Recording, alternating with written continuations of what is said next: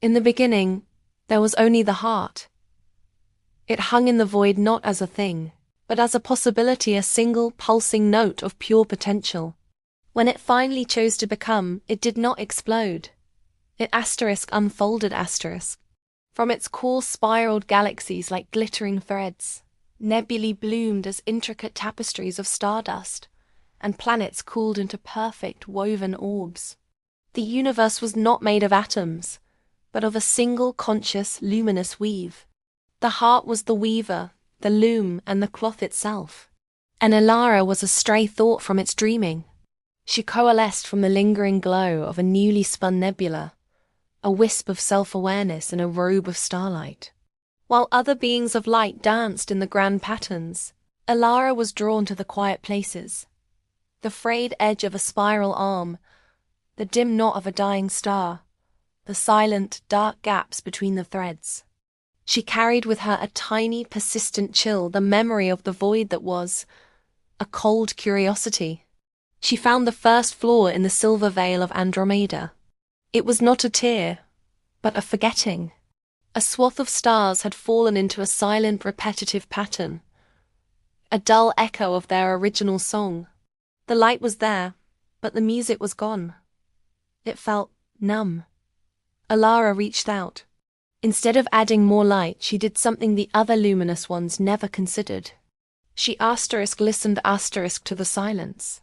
She let her own strange chill mingle with the stagnant pattern. From that quiet, she didn't pull a new thread of creation, but a thread of memory. She wove the memory of the void's vast quiet, of the first tremble of light before it burst forth. She wove the question that had preceded the heart's first note. Where she wove this cold, questioning thread, the numb stars shuddered.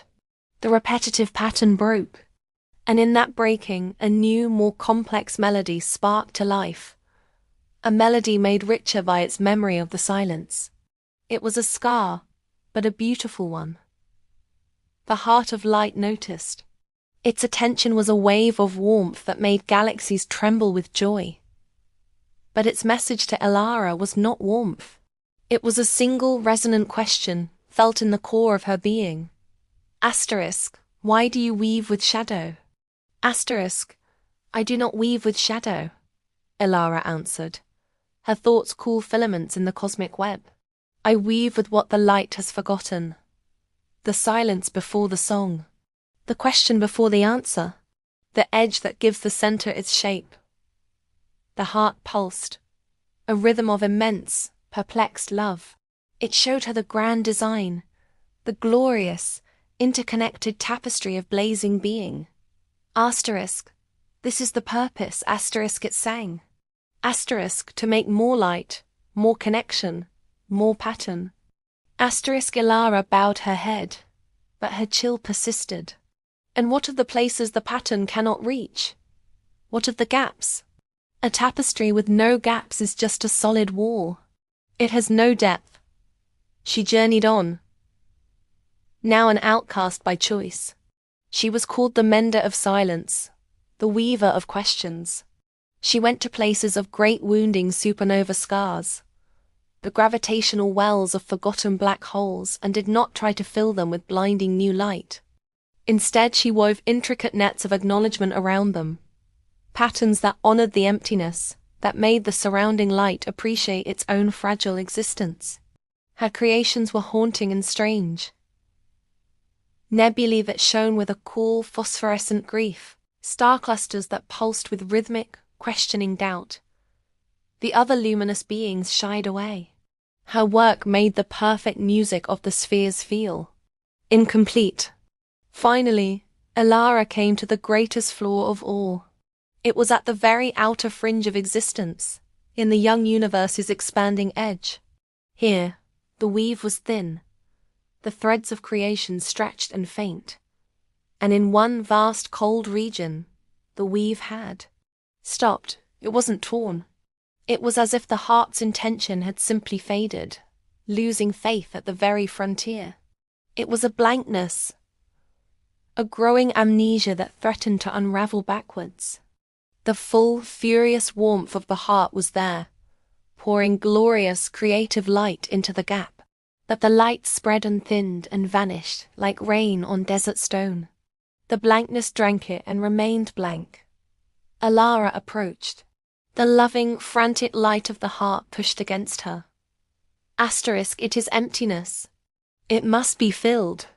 Asterisk, you cannot fill a cup that is shaped like no, Elara whispered. She turned her back on the glorious, futile outpouring. She sat on the fraying edge of creation, her feet dangling into the not yet. She closed her eyes and embraced her own core of chill. The memory of the void. She didn't fight the blankness. She asterisk became asterisk blank. She let go of her name, her purpose, her form. In that state of pure, cold acceptance, she felt the shape of the emptiness. It wasn't passive. It was a profound, lonely asterisk question asterisk. It was the universe asking, is there more? Am I all there is? Elara, who was now more question than being, began to weave. She did not use thread from the heart. She spun thread from the substance of the question itself, from the lonely, hungry silence. It was dark thread, cool thread that hummed with a deep, wanting vibration. With infinite slowness, she wove this dark thread asterisk into asterisk the fraying edge of the light's tapestry. She didn't patch the hole. She outlined it. She gave the emptiness a border, a shape, a defined presence. And a miraculous thing happened. Where the dark, questioning thread met the fading light, the light did not die. It asterisk clarified asterisk. It intensified. It suddenly had something to be asterisk against asterisk. The blankness, now defined as a vast, beautiful, dark flower shape in the tapestry, ceased to be a threat. It became a contrast. It became the velvet that makes the jewels sparkle. The amnesia broke. The frontier's growth had a direction again toward the light, away from the dark, each giving the other meaning.